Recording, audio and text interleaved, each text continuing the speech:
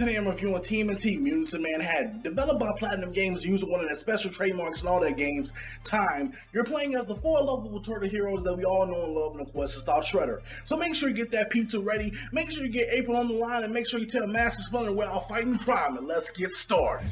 That's right folks, the four pizza loving, crime stopping, April loving turtles are back in a brand new title assisted by Platinum Games. TMNT Mutants in Manhattan puts you in the hands of all four turtles in the quest to stop Shredder and General Crane for opening up a portal and wreaking havoc upon New York. While doing the basic handiwork of stopping other crimes in the area, learning new moves and dealing with the other lesser bosses such as Rocksteady, Bebop, Karai, and many more as you progress onward to stop the evil plans of Shredder and Crane and eat pizza while you do it as well. What's also included within Mutants in Manhattan is epic boss fights between Rocksteady, Bebop, Slash, Karai, Armageddon, and more. You have epic boss fights in this game. There's also secret boss fights where you may fight just more than one boss on the screen at once or under certain special conditions that you find yourself hurrying to try to rush to complete. The boss battles are the complete bread and butter in TMNT as all of them shine in each in different ways possible with their own variety and ways on how they start and play in TMNT Mutants in Manhattan. Another feature in Mutants in Manhattan is the online play between yourself and 3 other players. You can join other players and control select turtles where you guys either play through the story in its entirety, or play through just boss fights or even have lobbies where you're going for collectibles, or answering on certain missions and making it easier to level up and get more training points, or collecting the charge for later on, or just simply have all the emblems just to have. The online play in Mutants in Manhattan is there at your disposal for if you want to collect items through stages, get through the story yourself, or just have fun with your friends overall while playing TMNT. Now, see, when I first seen TMNT, I really didn't know what to expect from it. I didn't know if they're going to take it back to the old side-scrolling beat-em-up games of the 90s as an homage or throwback, or it was going to be another Platinum Games assisted hit right out the box. But all I knew was that when I learned that the dev of Transformers Devastation would take a handle of this, I had massive faith in Platinum Games and what they were capable of doing. So without further ado, I'd like to introduce to you, the pros. My first pro for Mutants in Manhattan is that I love the art style in Mutants in Manhattan. It has the comic book animated TV show styling throughout the game, which is a serious fit for the mood and tone that they're going for in Mutants in Manhattan. It's vibrant, colorful, not too dark or too brownish, and just make the game pop with the art style that's given before you. Platinum Games did a serious job with how well the art style is replicated within this game, taking you right to the feeling in TMNT with how well the art style is. It is definitely a pro for me.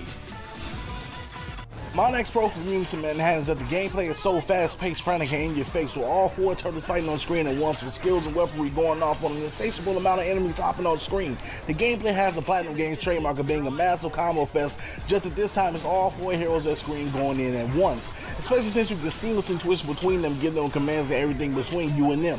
The gameplay is top-notch and definitely one of the redeeming factors of TMNT Mutants in Manhattan. It is definitely a pro for me. My next pro for Mutants in Manhattan is that the boss fights are truly one of the best things about this game.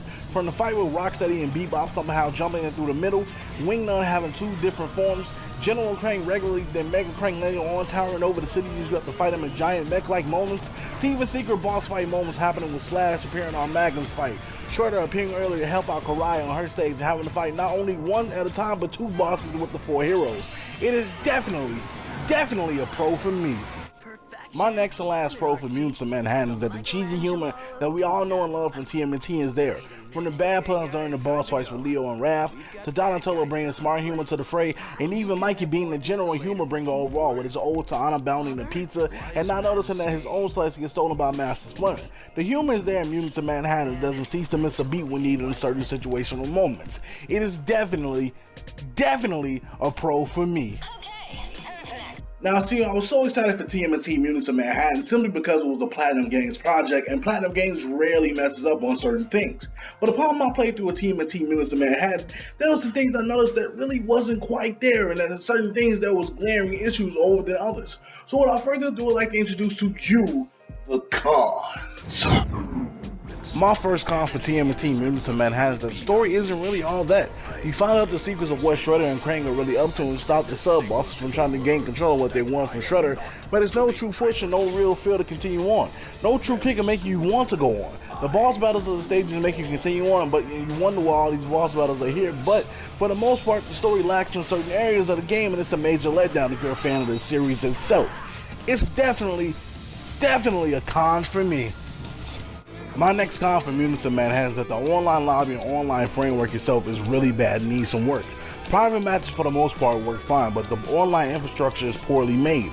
Sometimes you'll be kicked out mid-match, lag out before the game starts, and only you can have a perfect full bar connection and not have any issues. The lobbies are fun for when they work and definitely can give you a fun time with friends, but trying to find a lobby that's working is definitely another thing on its own accord. And it's definitely a con for me. My last and final con for TMNT is that they're actually quite beatable quickly. Nothing on the time limit for 4 hours or so, maybe 6 to 7 tops, but you can beat it within a day or so as it's pretty short. You can practically get through everything pretty quickly on normal, aside a few continues here and there for whatever boss you're fighting and maybe fighting elite soldiers. This game is actually quite shorter than a lot of other Platinum titles in their handy book, and it's pretty disappointing for a TMNT game, and it is definitely a con for me. But all in all, TMNT Mutants of Manhattan is a fun game with redeeming qualities.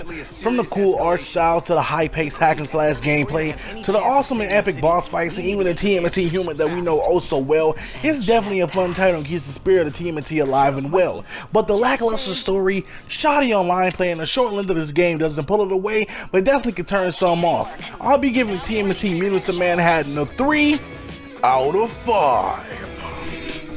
Alright guys, that concludes my TMNT Mutants of Manhattan review. Stay tuned because I have many more reviews coming to the channel for you guys between Overwatch, Doom, Mirror's Edge Catalyst, Dark Souls 3, Ratchet & Clank, and many more reviews coming to the channel. Some may be late, some may be a little later than others, but they'll still be coming to the channel, so stay tuned for those as well.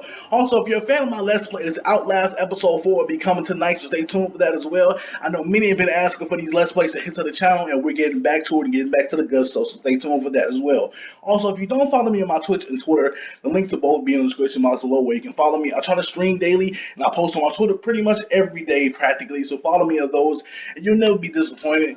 And I'll be streaming tonight as well with Outlast, so stay tuned for that. Also, E3 is right around the corner, the gaming Super Bowl. If you don't know, I did an E3 prediction video like 1 to 2 weeks ago. I'll put a link in the description box below where you can watch it and see if you agree with any of my predictions, if you disagree, or if you have a different idea of what Sony, Microsoft, and Nintendo may be showing at this E3. If you do drop a comment on that video, check it out. I know you guys will be probably agreeing with some of the things I said for all 3 big companies, so check it out. And until next video and until next time, guys, we'll tune in, turn up, and throw down. And I'm out. Thank you for watching.